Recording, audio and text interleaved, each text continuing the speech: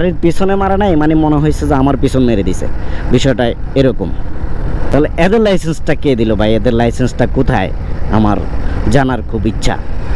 ওরা যে সমস্যা করলে ওদের জন্য কি আসলে ওই আইনটা কি রাখছেন দেখায় বা বোঝায়। মাঝখান দিয়ে আমাদের কিন্তু একটা বাইকের আইন প্রণয়ন করা হয়েছিল যে 30 কিলোমিটার।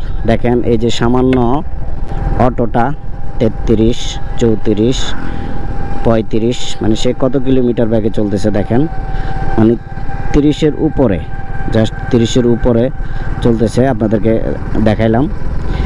তাহলে একটা বাইক ট্যাক্স দিয়ে, ভ্যাট দিয়ে, সব কিছু দিয়ে, এটার যে একটা পাওয়ার, ওই পাওয়ার দিয়ে সে 30 কিলোমিটার ব্যাগে চলতে পারবে, একটা আইন প্রণয়ন হয়েছিল।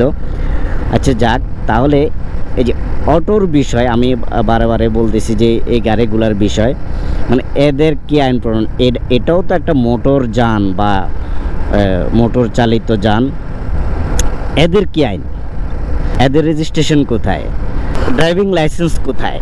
মোটর যান চালাইতে হলে তো অবশ্যই একটা ড্রাইভিং লাইসেন্স থাকা জরুরি। তাহলে এদের লাইসেন্সটা কে দিল ভাই? এদের লাইসেন্সটা কোথায় আমার জানার খুব ইচ্ছা।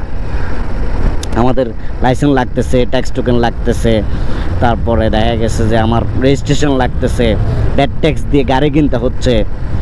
তাহলে এরাও তো রোডে চলতেছে ভাই, আর এরা তো প্রবলেম ক্রিয়েট করতেছে।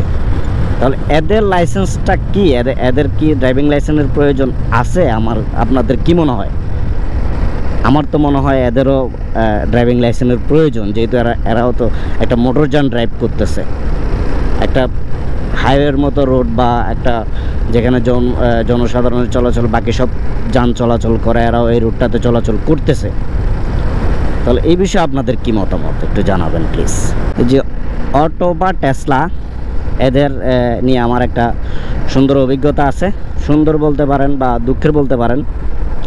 আমি যখন এই বাইকটা যেদিন কিনলাম, প্রথম দিনই আমি যখন শোরুম থেকে নিয়ে বের হয়ে আমি চট্টগ্রাম শহর থেকে রাঙামাটি আসার পথে রোডে তো হালকা যানজট থাকবে, এটা স্বাভাবিক। তো দেখেন আমি কিন্তু সুন্দরভাবে আসতেছিলাম, একজন পিছন থেকে মানে আসলে এসে মনে করেন যে আমার পিছনে নাম্বার প্লেটের জায়গাটা একদম ভেঙে ফেলছে একেবারে প্রথম দিনই। তাহলে বুঝেন মানে কোথায় গিয়ে লাগছে, মানে ও তো আমার গাড়ির পিছনে মারা নাই, মানে মনে হয়েছে যে আমার পিছন মেরে দিছে, বিষয়টা এরকম। তো এমন একটা অবস্থা। তো প্রথম দিনে আমার এই অভিজ্ঞতাটা আর কি। তো আসলে কি বলবো, বাংলাদেশ ভাই, এখানে সব কিছু সম্ভব। কেউ দেখা গেছে যে লাখ টাকা ভ্যাট দিয়ে, ট্যাক্স দিয়ে চলতে গেলে বিভিন্ন হয়রানির শিকার হচ্ছে, এই সেই, মানে অনেক কথা, অনেক সমস্যা। এটা যারা সমস্যায় পড়ছে তারা বুঝতে পারবে, আমি আর ওভাবে বলতে চাই না। আর তাহলে ওদের অবস্থাটা দেখেন। আর যে আমরা বাইকাররা ট্যাক্স দিচ্ছি না ভাই, এরপরও আমাদের এই নাই সেই নাই, এটার জন্য সেটার জন্য অনেক সমস্যার সম্মুখীন হতে হচ্ছে, অনেক ফাইন পে করতে হচ্ছে।